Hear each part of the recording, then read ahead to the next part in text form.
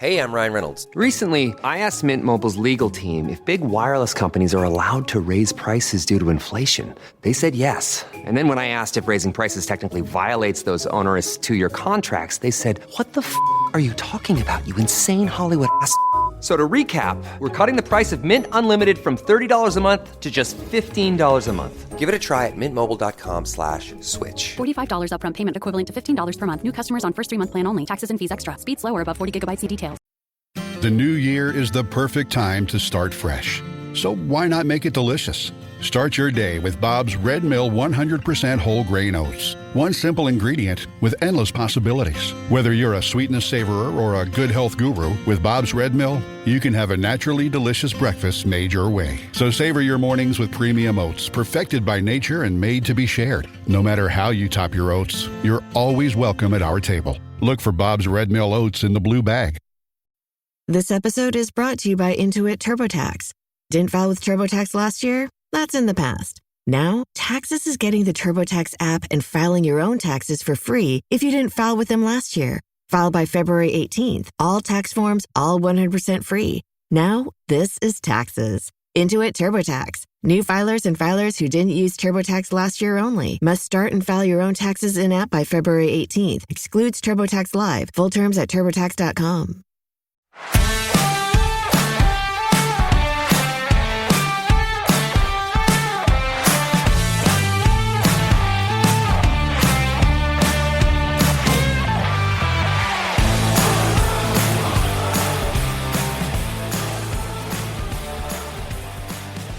Hello and welcome to the Ground Jewels. My name is James Dixon and welcome to the podcast that celebrates special sporting places.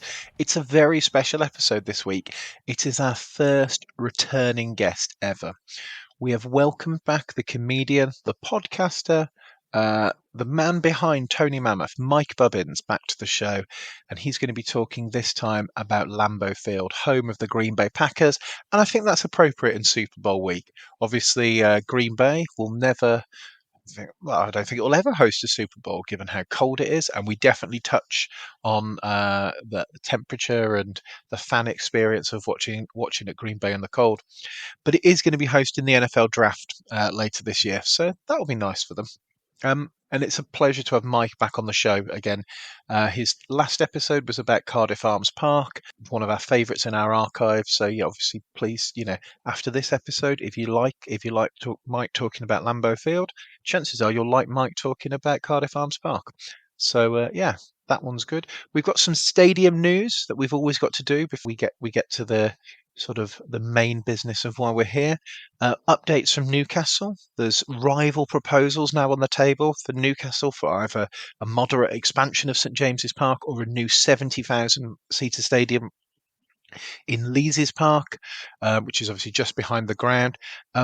Yeah, obviously bring you more on that as we have it. It's a good chance for me to plug the Henry Winter episode from our archive, where he picked St James's Park as his ground jewel, the football writer Henry Winter. And I saw a stat this week, which I wish I knew when we recorded the show, but apparently there are 176 pubs within 1 mile's radius of St James's Park, and that's by far and away the most in the Premier League. So, yeah, that kind of explains why people like going there for an away day, doesn't it? I think Wolves was the second most, and that only had 54, so huge. And it just shows you how central to the city the stadium is.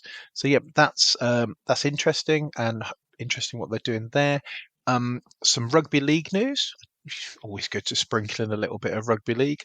But the Rugby Football League, the RFL, have sold back the lease of Odsal, the iconic, dilapidated, rundown, brilliant stadium in Bradford, back to the Bradford Bulls for a fraction of the cost of what they purchased a lease for over 10 years ago. Hopefully that allows the Bradford club to develop and maybe get back on the path to being in Super League, because they've been absent for a while. And then the big sort of stadium news this week is around Manchester United. Their plan to build a 100,000-seater stadium has taken a big step forward, with the vision receiving the green light from Trafford Council's executive.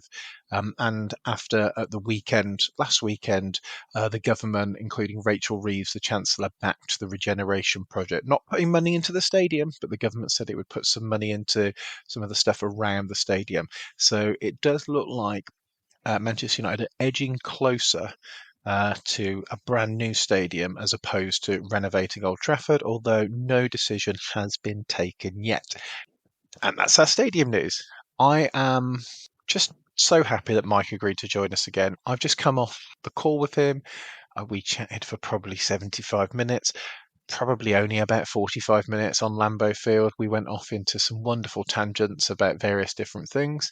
But that's what Mike's a storyteller. Mike has has a very interesting life, and lots of interesting things happen to him. And he'll take a germ of an idea that I suggest, and he'll go off and tell a brilliant story, and that's why we love him. So I think it's definitely one of my favourite recordings that we've done. I laugh quite a lot during it, so hopefully you guys will enjoy it too. So here's Mike Bubbins talking about Lambeau Field. So today on the Ground Jewels, we are joined again by Mike Bubbins, comedian, the creator of Mammoth, and currently presenting Scrum 5 Top 5 on the BBC iPlayer. Mike, welcome back to the Ground Jewels. Thank you, James. Nice to be back, pal. Thanks for the intro. Yes, it's all right. It's lovely to have you back. And as I was saying to you just before we start recording, this is a rare honour. You're the first person we've ever invited back. And partly that's to do with the numbers that your first episode did, which were off the charts. It's not entirely an altruistic act for me. Well, you've got a big family, Mike. Let's put it that way. But when we talked last time, we talked about Cardiff Arms Park. Yeah, we did, and that's in the archive. People can go and listen to that if they want to. But we also had a little bit of a chat about NFL, and at that point, you had not been to your favourite NFL stadium. Correct. You'd not been to Lambeau Field, and you have rectified that now, haven't you? Yeah, so back in November, Thanksgiving, I made my first ever trip to see the Packers play at home. I'd seen them play a couple of times before. I saw them play a preseason game against Buffalo back in the 90s in Toronto. I saw them play, my sister lives in Pittsburgh, so I saw them play in not Heinz Field. What's the name of the Pittsburgh? It is Heinz Field. It is Heinz Field. Yeah, going mad. Yes. I saw them play at Heinz Field, and I saw them play at Spurs Ground a couple of years ago against the Giants, but never seen them play at home. So that was my first trip to Lambeau Field. Yeah, amazing. For people who aren't up with their NFL, Lambeau Field is the home of the Green Bay Packers. Mm-hmm. Green Bay's in Wisconsin. Mm-hmm. It's the third largest town in Wisconsin, and it's a population of 107,000, which makes it the same size as Solihull. Yeah, it's crazy, and that's the sort of greater area as well. So down, the actual town is not even that big. So it's weird. It's unique. It's the only franchise. Well, it's not really a franchise. It is, but of the big four sports in America, so baseball, hockey, basketball, and football, it's the only team without an owner. It's owned by the people of Green Bay, which is why it's never left. So in that early when the NFL started off in sort of 1920, lots of little teams that came and went within a season or two. So the Frankfurt Yellow Jackets and Columbus and all these small town teams. The only small town team left was the Packers, because they went bankrupt a couple of times, and they decided to just do a little share issue with the people of the town and sold shares, and the people of the town bought the shares to keep the team going. And they've had a sort of share issue every sort of 10 or 20 years since. The shares are meaningless. I mean, they're not worth anything. You can't really sell them. But yeah, so the team's community owned, has been for 100 years, which is crazy. Yeah, it's absolutely mad. Like you said, size of Solihull, a quarter the size of Cardiff, and you've got an NFL stadium slap bang in the middle of it. It is just incredible when you get there. It is, and I've been on a because I did an NFL road trip about 10, 12 years ago now. Where'd West you go? Coast to East Coast. Well, I mean, I'm happy to tell you, we started off in the West Coast. We went to Stanford as a college game. We actually did Oakland baseball, Stanford College. We did 49ers. We then did an Oakland evening game as football, because we went at the time of the year when they were switching over the Coliseum between baseball and football. Flew to Chicago, and then because Chicago were on Thursday night football, and we had a down day. And me being like an NFL nerd and sort of, and semi-kind friend, we had a Green Bay fan with us, and we surprised him. We told him we were going to go and visit Notre Dame and check out their stadium. We took him on a surprise trip to Lambeau Field to do the tour. And yes, and the thing that you and I'm sure you can testify to this. You drive out of Chicago. It's obviously this massive city, Beautiful skyscrapers everywhere. I love it. Great city place to have a little party in. Particularly, I like the Ukrainian village, but you can find your own little spot there.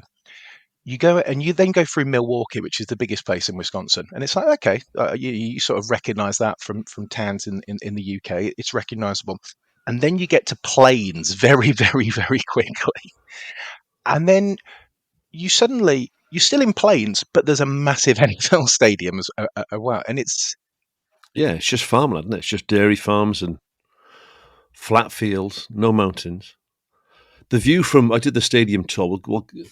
I'm not sure what order you want to do this in, but when you do the stadium tour, you end up on the roof just to look around, and there's nothing bigger than like a 3-story building as far as the eye can see. Almost since their inception, people have been saying, and NFL and the other owners, because they want the revenue, and it's all, there's a shared revenue model there, because NFL somehow manages to be NFL's most capitalist and most socialist sport at the same time. Yeah, what's describing the NFL as 20? Was it 20? A socialist cartel run by 27 billionaires in the old days before the expansion. Yeah, and in many ways, maybe the world would be a little better place right now if the NFL had just said to one Donald J. Trump, "Yeah, you can be part of our club." Maybe he would have not taken umbrage with the NFL. Probably wouldn't be as good a place. No, he's got a proper bee in his bonnet about the NFL. That was the whole USFL thing, wasn't it? He wanted to go head to head with the NFL. He wanted into the NFL. Well, yeah, he did. He got blank, but then when the USFL started, he backed that, and he wanted. It was a spring league. You don't know the rival league in the early '80s. So Burt Reynolds was an owner of teams, and there was some great teams there, some great players. They signed Heisman Trophy winners, and there was a bit of a bidding war going on, and they were going all right. It was a slow build, but they were doing well in the spring league. But Trump had this bee in his bonnet about the NFL and wanted to go against them head to head in the autumn. The other owners were like, "We can't do this, Donald. We'll be dead in the water." And he insisted. It failed badly. He took the NFL to court in an antitrust court case and won $1 damages, which being antitrust, they tripled, so he had $3, which he still sees as a moral victory for him. The fact that he crashed the league is neither here nor there. I mean, he still thinks he won the 2020 presidential election. I'm not sure counting is his finest suit, is it? So but even since these NFL owners are trying to move Green Bay out, trying to move the team out of Green Bay, almost from the earliest inception. From 1933, Packers are playing some games in Milwaukee. Yeah. They build a brand new stadium in Milwaukee without a team to try and lure. Stadium. Yeah, horrible stadium as well, to try and lure the Packers away. And it's not until sort of 95 that the Packers go to a full Lambeau Field schedule for the first time in their history. Which is crazy when you think about it, because it's such a football mad place, owned by Green Bay. This perception that they were too small, and the town just kept defying them. And when no one else in America was issuing sales taxes for sports franchises, Green Bay residents in referendums kept voting themselves higher taxes just to keep the Packers in the town. It's not by huge margins. I mean, there's an alternative history where the team sort of goes, and when they were struggling in the 70s and 80s, which I will come on to because I find it interesting. You would have latched onto the Packers during one of their few doldrum periods. You coming in the dip. I'm not a fair weather fan. I just think it's a sort of a fascinating sort of study in resilience of a town, really. I think when people know the history of the place, I'll skip forward to the tour again, just briefly. You have this, the tour is amazing if you ever get there. But they say the number of sort of on the fence fans, or maybe especially fans from overseas who just NFL fans in general, that end up Packers fans when they find out the story of it. And I think because of the story of it, and it's a blue collar town, and it's owned by taxi drivers and people who run stores and teachers and stuff, not billionaires. They've sort of become everyone's second team. And then, of course, in the 60s, they won 6 titles in 10 years. And then the first couple of Super Bowls, and then the coach dies, and then they named the trophy after the coach and all that sort of thing. So they then became known as Titletown. So that they were sort of in everyone's, even though they were a small place, because of TV, because the way the NFL works, everyone knew of Green Bay. So it was always weird to me growing up that, yeah, like you said, 4 home games you wouldn't be in Green Bay. And then in '95 that all changed. Of course, they've been consistent playoff team for sort of 30 years now. But yeah, it's an incredible play. They mentioned a stat there which blows your mind, and they said since 1960 they've sold out every game. Well, that's a hell of a stat, isn't it? Because like you said, they were rubbish in the 70s and the 80s. Sold out every game. It's a mad place. It's the franchise that has the longest avoiding a blackout streak as well in their local market, which is the NFL has a rule that if your stadium's not sold out, then you can't watch it on local TV, which is like a 200-mile radius as well. It's a big old radius. It's a great idea, though, isn't it? Well, yes and no. I think going back to the day, well, if you want to watch the team and support the team, you've got to turn up. If you're just going to not turn up, then you can't watch it on TV. You can watch it delayed. You can watch repeats. It was a great idea when the tickets were cheap, and Packers tickets are not cheap. They're not cheap. So I was going to say, I think the NFL might have outgrown the blackout rule in certain places. Yeah, well, you can't with the way things are with streaming and that nowadays. It doesn't make any sense, but it certainly served a purpose. Driving people into the stadiums back in the day. It really did. So I'm wondering, because we're talking a little bit about what Green Bay is, and Green Bay it's super interesting. You know, if one of the things I always tell people about Green Bay, if you stand at one corner, you know, when you've got maybe the atrium behind you, and you look away from the stadium, it's residential housing. It's nothing. And it's not only residential housing. And not flats, houses. They're bungalows. They're bungalows. It's one story. It's insane. It's just like you've got bungalows next to an NFL stadium. Well, you're tailgating and there'd be somebody's back fence, and it won't even be like a big fence. There's like a 2-foot high chain link or 3-foot high chain link fence, and people having beers in their garden. Yeah. You think, well, you're literally backing onto Lambeau Field. Yeah. It's mad. It's a mad place. I mean, well, you know, when you get there as well, because I'm a big Packers fan, and for me it was amazing. But the whole place was amazing because just the statues everywhere and the history everywhere. And we ended up going up with something to eat on the day of the game. So it was an evening kickoff. It was a Thanksgiving game. Went out for lunch, and I realised then that the bar we were in was where the original ground was. Yes, well, come on, yeah. Yeah. So I thought, oh my God. So then you realise the place is just full of these amazing Packers photographs from the 20s and the 30s. And then the little high school park across the way has got Bart Starr statues and Curly Lambeau statues. And it's just a fabulous. If you love football or sports history, it's a great place because everything's green and gold. It is. And garages and car parks and lampposts, and it's just mad. And I think they do such a good job there in terms of honouring their history. The statues that you mentioned, but if you're a Super Bowl winning head coach, you get a street named after you. You can go down Holmgren Avenue, and Mike McCarthy has one. Obviously, Lombard, Mike McCarthy, yeah. But yeah, the stadium is on Lombardy Avenue, and it's named after Curly Lambeau, who's the founder of the team, who died in 1965. Because this stadium was originally called City Stadium, although informally New City Stadium from 57 to 65. But if you look at just everything around, and one thing I remember from the tour, and I'm jealous, Mike, because they didn't take me on the roof when I did the tour. They took us on the field. I don't know if you got the field. I don't know. Did the field as well? Yeah, you got both. Sorry. They didn't take us on the roof. But the person, the guide doing the tour, and I'm sure they're all the same, just so knowledgeable in that lovely soft-spoken Midwestern way, very polite, very sir, madam, all that kind of stuff.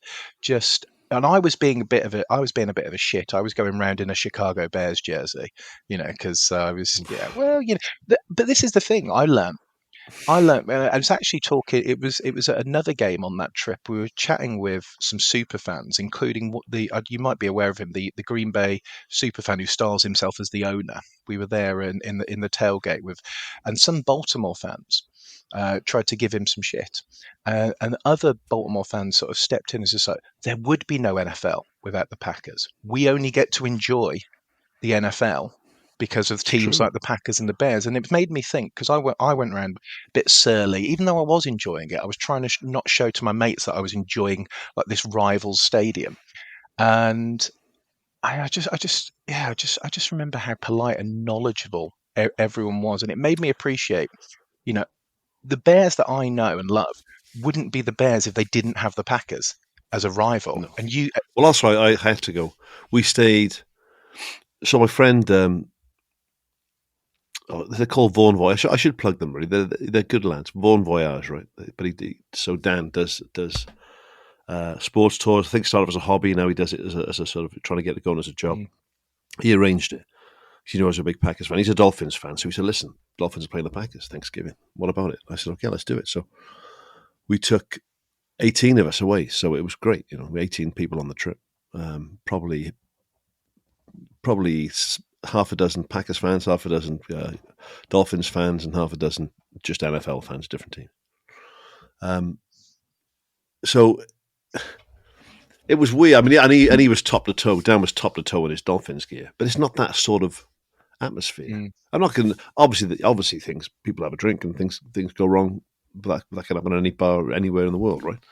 But I mean, on the whole, the atmosphere was just brilliant, and not.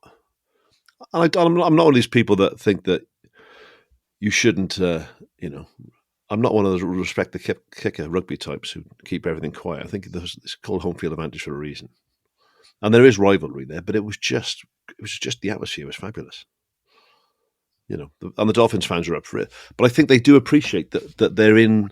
If you love football, you're in a football town. There's no basketball, there's no hockey, there's no baseball. yeah, They shouldn't have a football team by rights. Yeah. I mean, that size of the market, right? But they've got it, and everyone loves it. So if you love the NFL, you love Green Bay almost reluctantly. yeah. But the thing, and then in the early days, it's hard to get your head around it now. I mean, college football is still massive, but professional football was really looked down the nose at. It was seen as this inferior product for years and years. And those boys scraped a living playing it, like part timers, really. They really did, and it's people can argue whether it was the sort of 58 championship game, which is the famous NBC broadcast, or whether it was the first NFL AFL championship game. But it really took until well after the Second World War, and certainly the late 50s. Yeah. And it's until college football and NFL football are seen with a parity, and obviously now one is seen as far superior to the other, but you do get that college town vibe, which is lovely. Actually, you get that where everyone supports one team, and I think they appreciate that people are going to come there. It's the game that you're on the schedule, particularly if you're an AFC team like the Dolphins, who only get to go to Lambeau Field once every 8 years. People are going to make that trip because that's just special for them. Yeah. So funny, we flew into. You mentioned Chicago there, so we flew into Chicago. Obviously, we had a night in. We went straight to Green Bay that night. We had a night in the sports bar near where we were staying. I said, "Where's the hotel?" They said, "Near the stadium." Well, it's going to be near the stadium. It's not a big place. But literally, you walk out of our hotel, you turn left, and about 150 yards down the road is Lambeau Field, right? So it was just, I was like, oh, wow, something else. So we came back to Chicago I know this is about sports grounds in general. So on the Friday, we came back to Chicago. We had tickets for the Bulls game on the Friday night. And then we had tickets for the Blackhawks game on the Sunday. So we had Saturday to ourselves. So we had a bit of a pub crawl around Chicago. What a place. But the first thing we had to do as football fans, and I'm a Green Bay fan, I've got to go and see Soldier Field. So we walked up to Soldier Field and saw the Walter Payton statue and did all that sort of stuff. Because if you love it, that's an iconic. Like we didn't talk about Lambeau Field, but Soldier Field is such an iconic piece of architecture. Yeah. It's such of its time, you know. That shouldn't be there. There's no car parking. You can't tailgate. It's right next to a freeway. It doesn't make any sense. You've got a lake on one side, big roads on the other side. But it's just, I said, I've got to go and see this, boys. And it was beautiful. Beautiful place. The colonnades, and it's almost Greek in places, and it's mad, like a Roman amphitheatre. It's mad. But with this modern bowl coming out of the colonnades, yeah. So but then like Lambeau. So Lambeau was take us inside Lambeau. Like I said, location wise, it's just surrounded by low rise buildings, and you got the sort of the practice field there with an indoor and outdoor practice field. I think it's Rain-Nitschke Field, they call it. Is it? One's Nitschke Field, one might be the Dodd Hudson Indoor Centre. Two of the, I got a Nitschke shirt on right now. One of my favourite Packers players, all 66. The stadium's beautiful, and like Soldier Field, a lot of it is old, right? So when they built it, it was a traditional sort of bowl stadium where what they would do, we didn't really do this in this country with stadiums, is you would hollow out a bowl, you go down rather than up because it was cheaper and easier.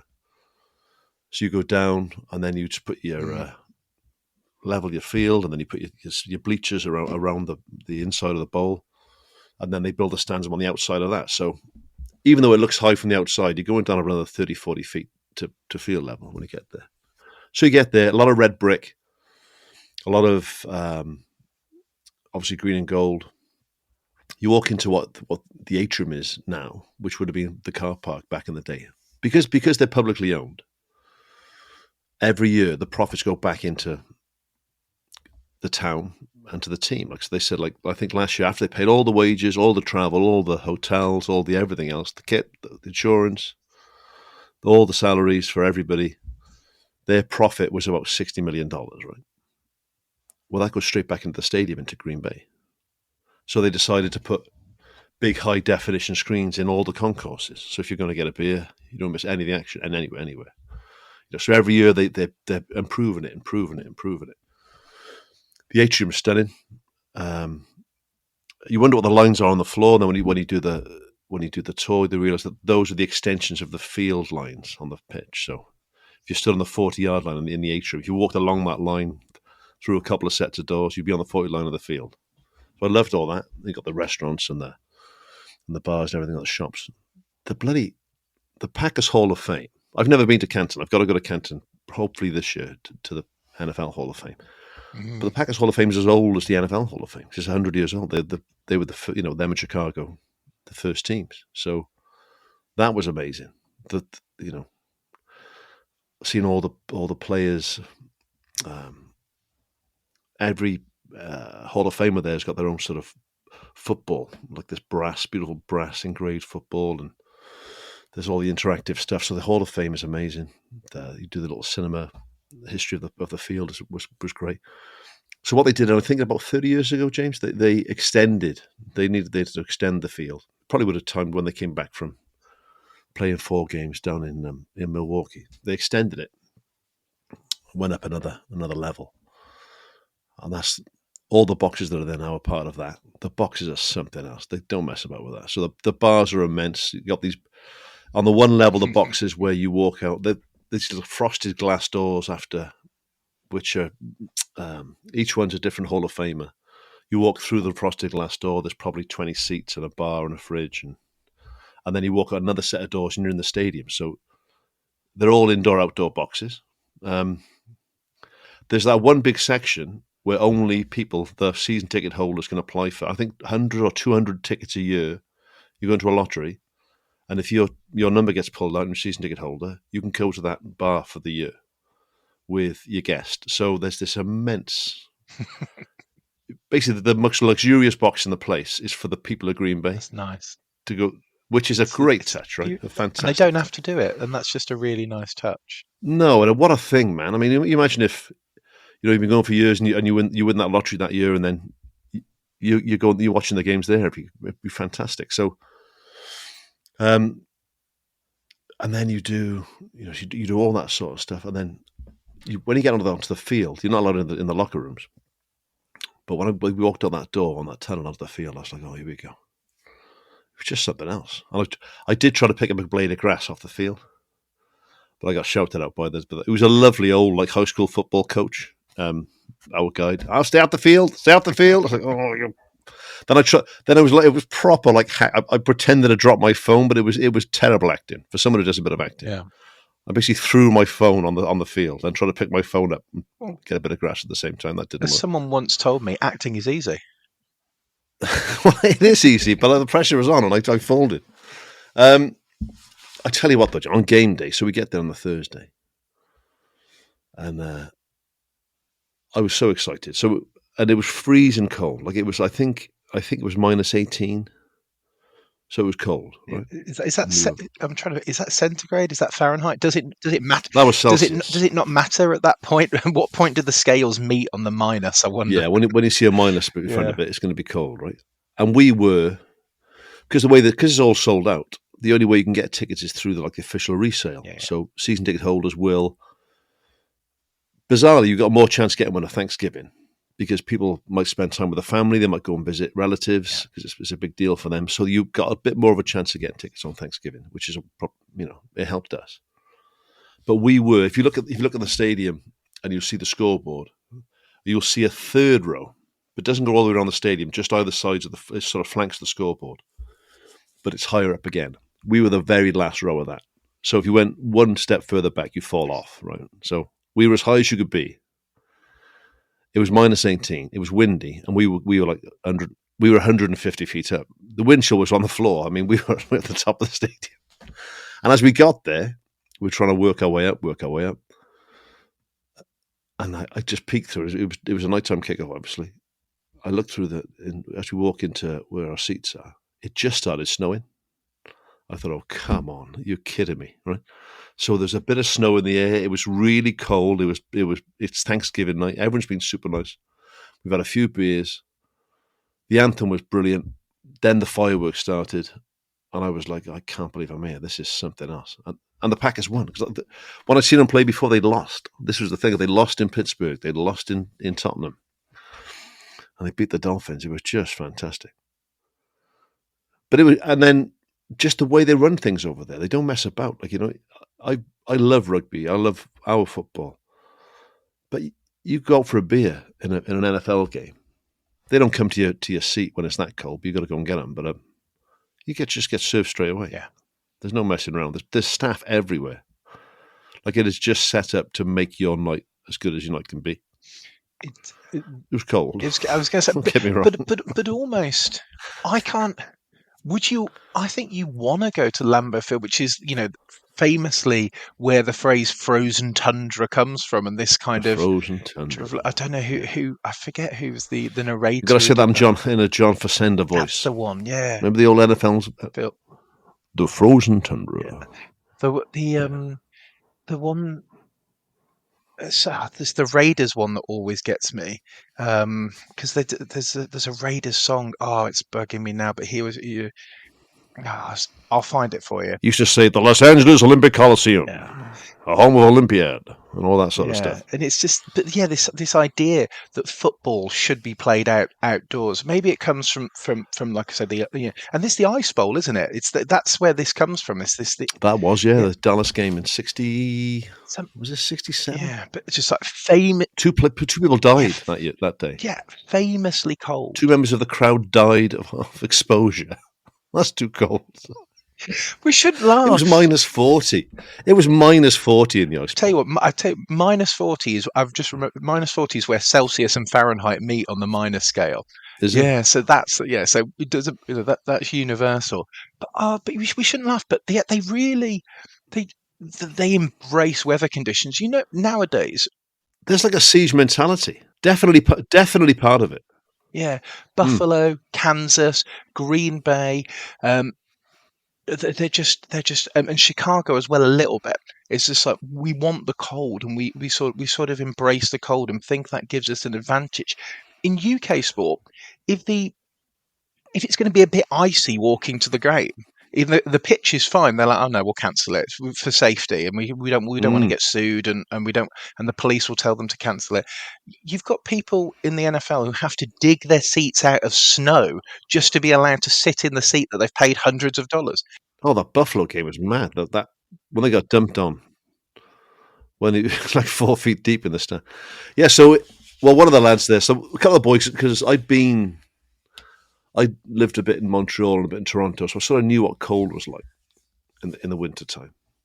And one of the boys said, and I'd been to, when I watched the Thanksgiving game in Pittsburgh, it was freezing, because you're on the river there, but it wasn't as cold as Green Bay, but I was really cold.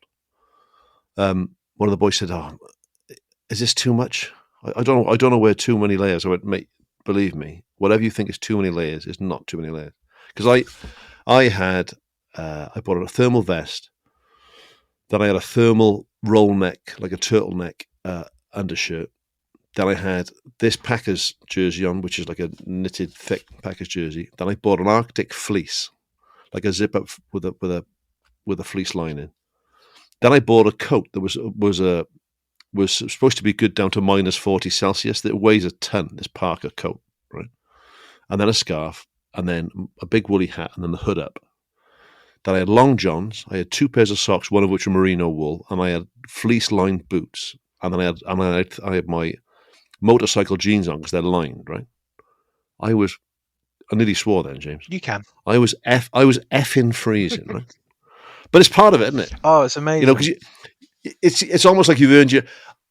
I probably won't go to see it a game in November, December again. If I go to see the Packers, it probably will be in September, October. Yeah, because it was brutal. But that's part of it. Is that, and all the lads who go. So there's 6, 7 of those boys come around here on a Sunday to watch a football.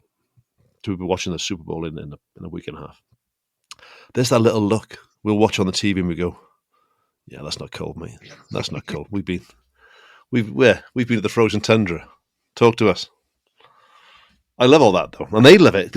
When they'll never put a roof on the place. When you do the tour, they say we could. It's not money. We could afford a roof. Yeah. It's such an advantage for the Packers. And I think it's also mindset. I love it when those sort of like cold weather games happen, and then you'll see like Packers linemen who are just like deliberately warming up in shorts or something like that, and it's just psychological. It's just like, you know the story. Was it Willie Brown?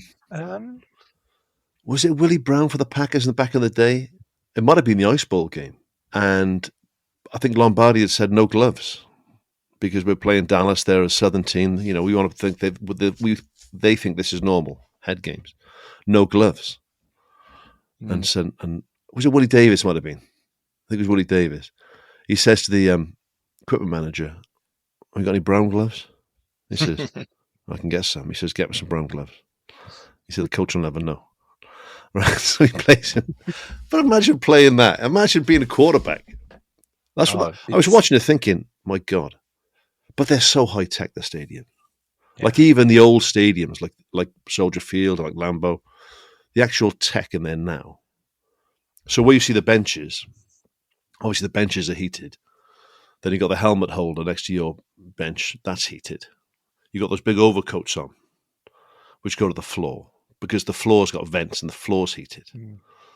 So you're warm when you're off the field, but you've still got to get out there. I mean, and you can be as warm as you like. When you get out into minus 20 and below, you're so cold immediately. And the football's like a rock.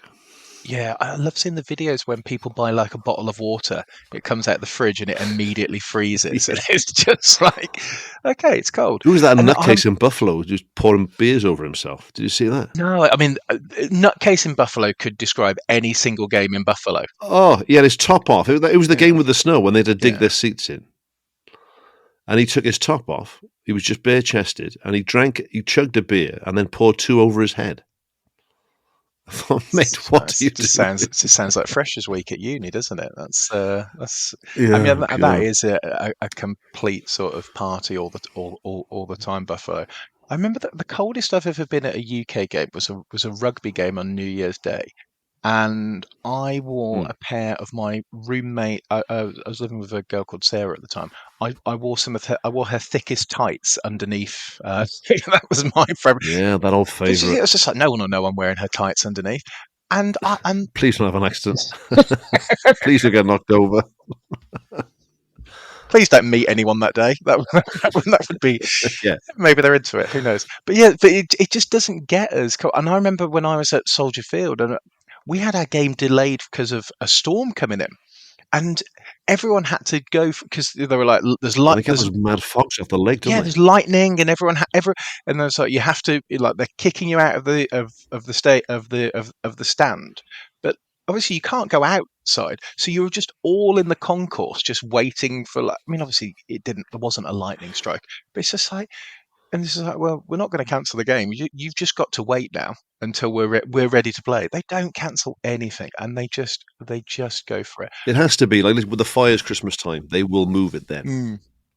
If there's an imminent risk of multiple deaths. But even with the play, But otherwise, even with that playoff game, it wasn't. There was no question about postponing it. It's just like, all right, where can we play it instead? you've lost home field advantage, and you're going to go and play in Phoenix. So the NFL will move, but the NFL will not stop. No, well, it can't. It's such a short season as well. I was wondering because we talked about a lot what it was. How did it sort of compare to your expectations? Is there in any? It sounds like in many ways it exceeded your expectations.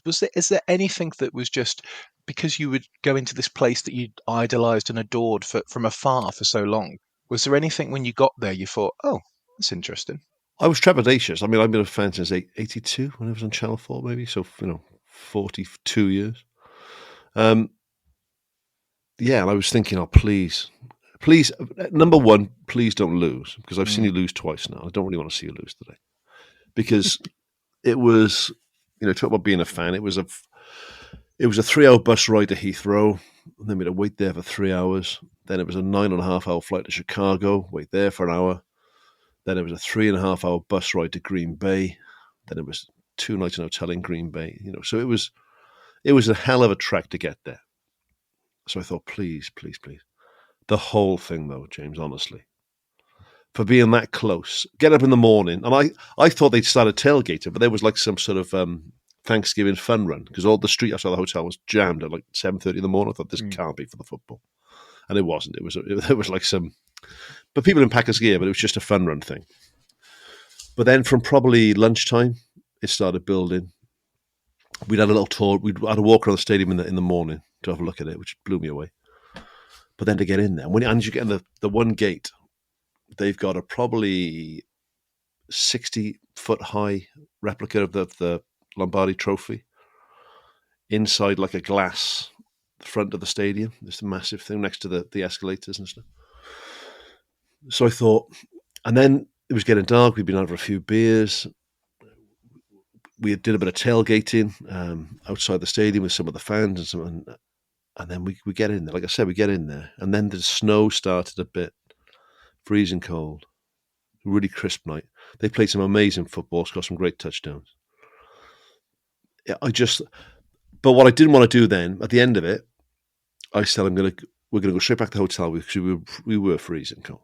We'll go straight back to the hotel. I don't want to wreck it. So I went out then. The bar was literally 80 feet from the front of the hotel. So went back to the hotel, got warm for a bit, had a couple of beers, then went back to bed. Because I thought, what I don't want to do now is have an all-nighter and dull that memory of that, because it was just fantastic. I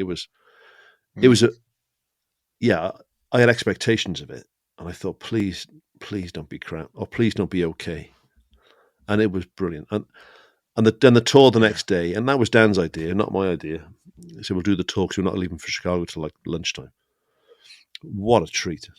I mean, you get up on the roof there and have a look at it, and there's a picture of me. One of the boys took such a nice photograph of me. I'm just stood on the roof behind the goalpost looking the length of the field. I might send you the picture for the podcast.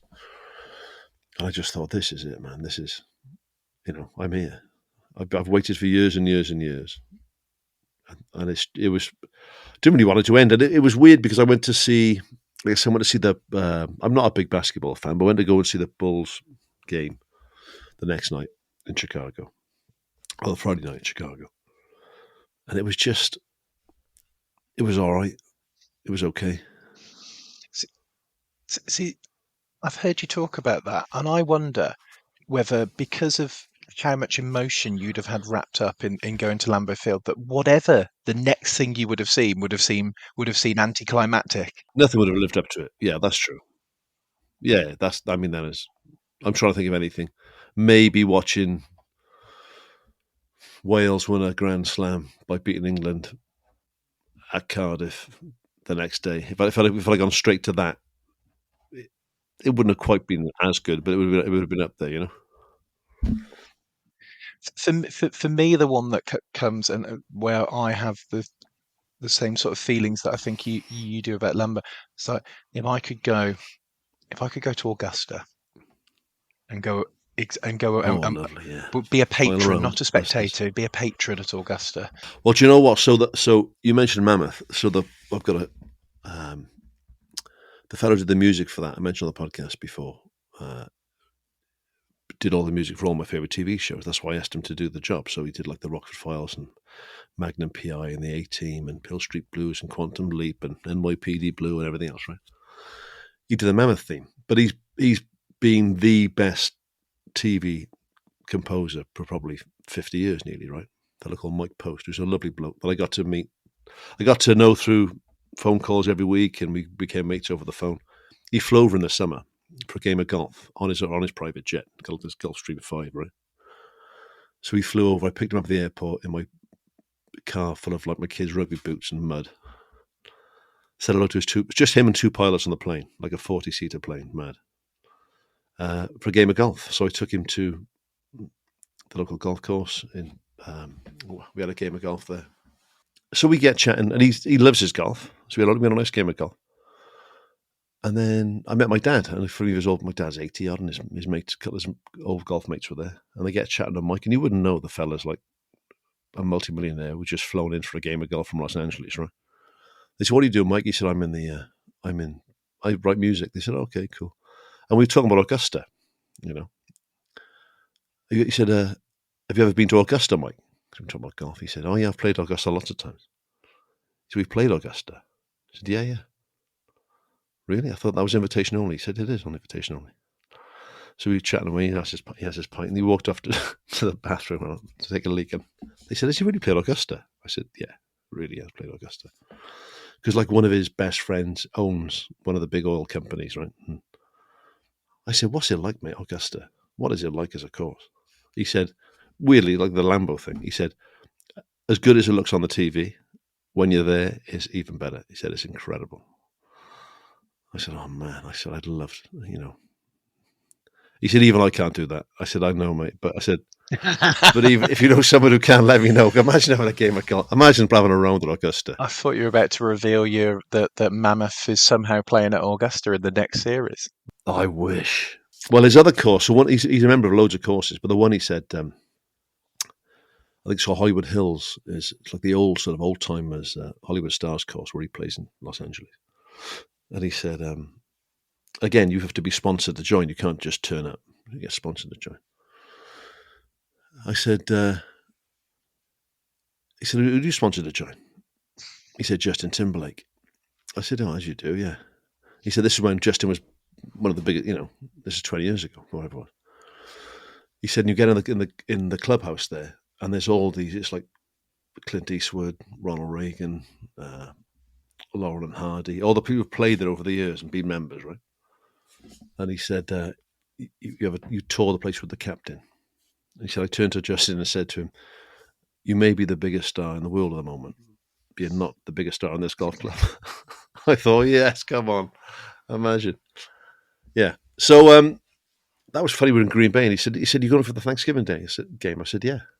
He said, "Listen, I'll fly in, I'll pick you up. We'll go to New Orleans, we'll play some golf. We'll go across to Las Vegas. I got a place there. We'll play some golf. We'll head over to my place in LA. We'll play some golf." I said, "Mike, I'm there for 4 days. Calm down."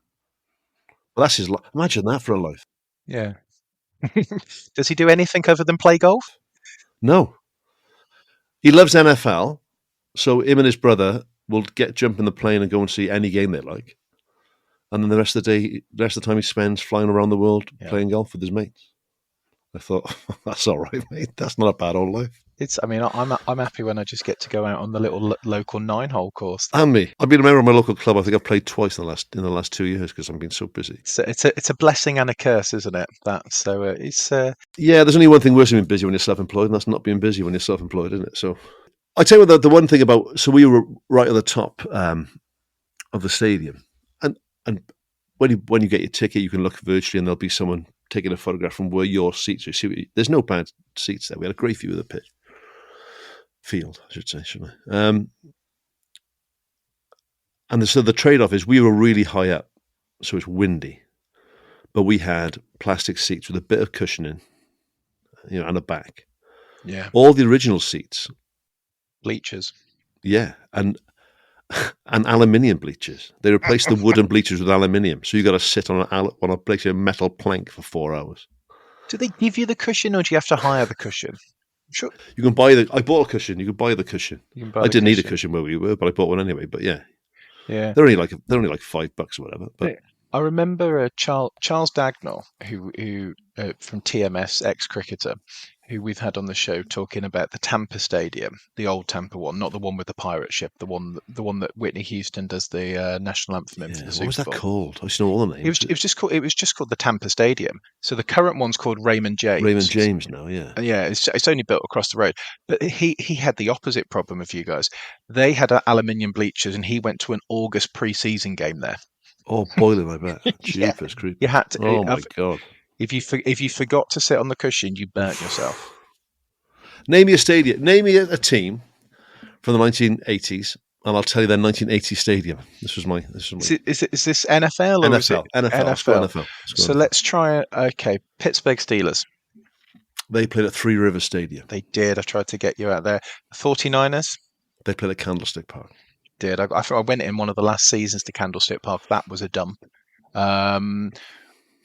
80s would be the Los Angeles Raiders. They played at the Los Angeles Coliseum. Did New England Patriots? They played at hang on a second.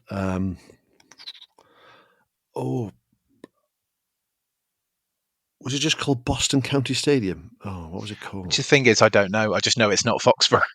Yeah, no, it wasn't Foxborough. And then the Washington Commanders former team, right. They played at RFK Stadium. They did, and I'm trying to the Jets. Actually, and the Giants. They did. Giants played at the New Jersey Meadowlands. So did the Jets. Yeah. Dolphins played at Joe Robbie Stadium. The Falcons played at Atlanta Fulton County Stadium. Buffalo played at Rich Stadium. Vikings.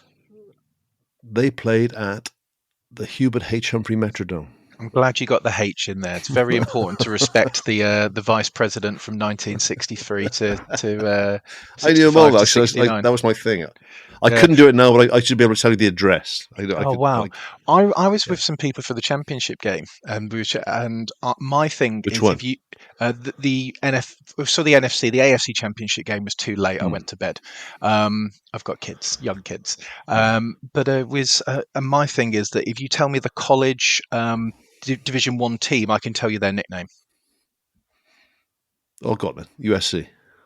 Trojans. Yeah, UCLA. Bruins. Nebraska. Cornhuskers. Okay, you've passed. Okay. So yeah, that's there. So the one I got found out on the North Carolina State. That's the one I couldn't remember. North Carolina State. Don't know. The Wolfpack. I didn't know either. But yeah, so that was. Yeah. But those are some of the lovely games. We just sat around having a few beers, watching the NFL. It's just like complete bullshit games. I love it, and I just I love it a lot. I tell you what's nice. I got to tell you this. There's a bar right next to where we stayed in Green Bay. It was called Anduzzi's Sports Bar. If you go online and have a look at it, I'm not on commission. They do the Bloody Mary there is exceptional, and they do this enormous thing with the drinks. There are fantastic. So we get there the night before the Wednesday night. 18 Welsh boys, packed, full of Packers fans, and we've got a table there, and we get chatting. We get on well with all the Americans who they can't believe we've come all this way to see the Packers play.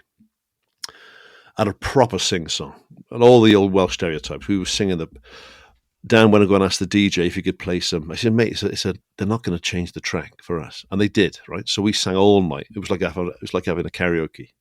So, end of the night, then we got up, we sang the national anthem, Welsh national anthem, right? The place went up, right? With that, Dan gets up, starts singing Star Spangled Banner, right? We all sang that for the Americans. Well, we had the freedom of Green Bay. It was incredible. 18 Welsh blokes singing that for them was like as good as it gets, boys. Catnip for them. Yeah, catnip. This is exactly what it was, James. They love an anthem. I don't know if they did it when you did the fun run. I did a 10K once in LA when I was there at 6 in the morning, and I'm just getting ready to run, and everyone's like stood bolt upright, and they're doing an anthem. They're doing the anthem before people go for a jog in the morning. It's madness. Yeah. Yeah. Well, I wanted a fly past. Oh, they're good. Was there going to be a fly They're past? good. They said no, it's nighttime, mate. They won't be able to see the planes. I went, oh yeah, that's true. I remember it was actually at Candlestick when I was there, and they did a fly past, and I got this amazing photo.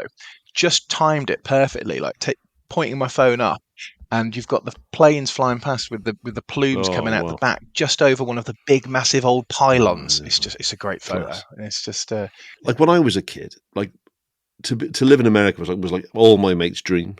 It was like the coolest place. I wouldn't want to live there now. We all watch the news and see the TV, but when you actually get there, this is the disconnect that when I'm watching stuff on telly, they can't do enough for you. They're the nicest people in the world when you're there. And the nicest places are the nicest places are the places that vote Republican as well. It's so strange. Just they bend over backwards for you. Chicago, I've got to quickly say, what a fabulous place, man. I spent a bit of time in New York, New Orleans. I've been to Memphis. I've been to bloody Detroit. I've been to Buffalo. I've been all over the place. Pittsburgh. Chicago is the best city in North America. It's brilliant. What a place. The architecture's stunning. Big wide streets, Gothic next to the brand new stuff. You've got parks everywhere. There's the lake. You've got Soldier Field. Amazing bars and restaurants. Just a wicked place to go. I love the L train, the elevated train. It just makes it feel. It's like being in a movie set, isn't it? It's brilliant. It's fantastic. Yeah, I love it. Proper Blues Brothers. I mean, yeah. If you've got a couple of nights in America, get to Chicago because everything's there. The food's amazing. The beer's amazing. The bars are amazing. And we haven't even talked about the best stadium in Chicago, which is Wrigley Field. We went to a bar there in Chicago on the Saturday night, and there were 2 grand pianos back to back. And they were playing live music all night, right? With a band, a full band. And what they would do is every sort of 2 or 3 songs, they'd rotate. So everyone could drum, everyone could play guitar, everyone could play bass, everyone could play piano, everyone could sing. The place was absolutely rocking. It was waiter service where you stood, wherever you were standing. They just keep bringing these drinks to you. I said to one of the boys in a bit, I've been going out on the piss since 1989, right? This is the best night out I've ever had in my life. It was such a good night. What a place, man. What a place. It's such a great town. I love that dueling pianos thing. And of all the places that you mentioned there, sort of New Orleans and Memphis, there's a place that you didn't mention. I don't know if you've been to, but Austin in Texas. No, never been. 6th Street, Austin, possibly the best party you'll ever find. Particularly during the South by Southwest Festival, where they get like all the sort of like loads of media and tech people all there's not a bad bar, and everyone who's there for like 10 days is there. They're there for work, of course, but it's just a lovely party, and it's the best thing to do. Well, in my angsty artistic 20s, when I was a frustrated performer, somehow doing a sports, doing a PGC in PE, right? My mate Tom and I, Tom was a really good guitarist, also doing a PE degree, and we used to meet in my house in Exeter, and we would get this, drink cider and just write songs and sing songs. He'd play guitar, I'd sing some of the song, cringeworthy stuff. But when we finished, we both went into sort of teaching, and then the next thing I knew, he'd moved to Austin because he loved music. He got a job in an international school in Austin, met his wife, and he's been living in Austin for 25 years. He absolutely loves it. Go and see him. And then I did a radio show called Blood on the Tracks with Colin Murray, and one of the other guests there was Bob Harris. I love Whispering Bob. So we get chatting, and I saw about South by Southwest and Austin and stuff. And he goes every year, obviously, and he knows everybody over there. He's interviewed everybody. He's been to all their houses. He said, "Well, let's go road trip, me and you, Austin." I said, "Oh my God, Bob!" I said, "If I went to Austin with you for that, it'd be the best trip ever." And he had a bloody heart attack. Like within 6 weeks, he'd had a heart attack. He's recovered now, but I'm wondering when I can tap him up for the trip. Yeah, well, it's March, so maybe not this year. Oh, it was a year and a bit ago. 2 years probably the heart attack. Now he'd be fine. I'll give him a ring after this.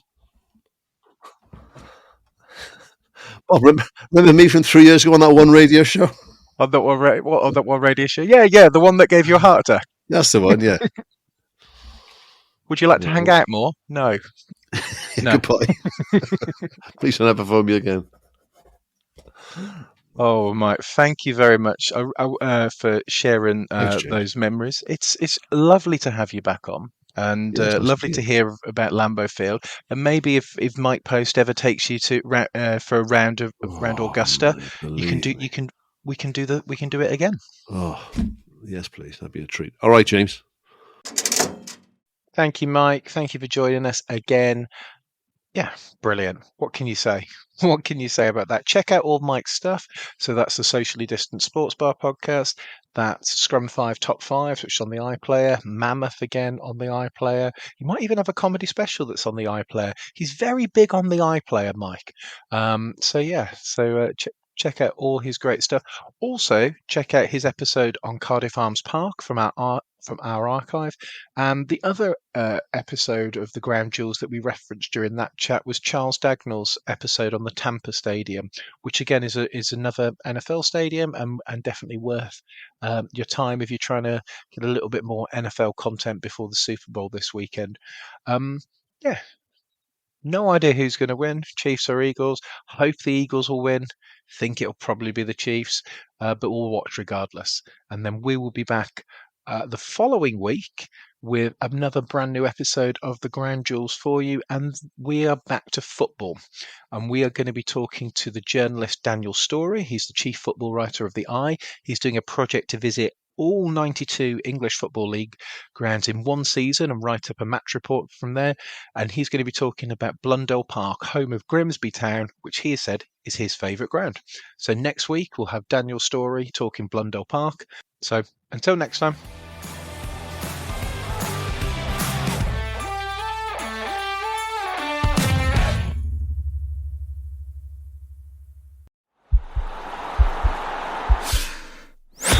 This podcast is part of the Sports Social Podcast Network.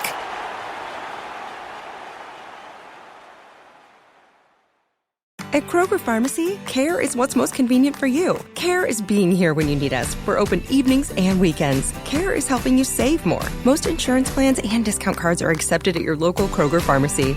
Care is saving you time by managing your prescriptions online. You can request refills, check order status, and more. Care is convenience that works for everyone. Kroger Health, a world of care is in store. Services and availability vary by location. Age and other restrictions may apply. For coverage, consult your health insurance company. Visit the pharmacy or our site for details.